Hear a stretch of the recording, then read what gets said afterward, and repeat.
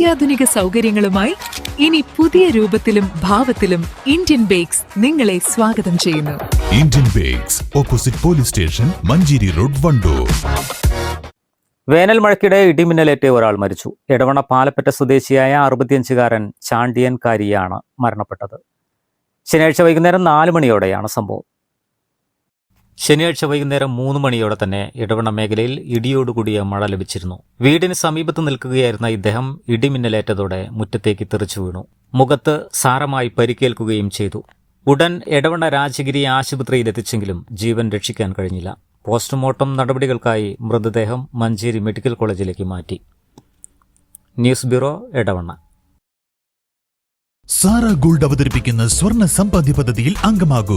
സ്വർണ്ണാഭരണങ്ങൾക്കൊപ്പം കൈനിറിയ സമ്മാനങ്ങൾ നേടൂ.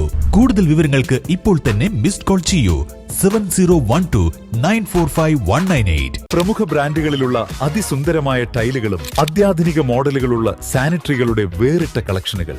15 വർഷത്തെ സേവന പാരമ്പര്യവുമായി Saniyo tiles, sanitary ware, Chettiyarammal, Wandoor.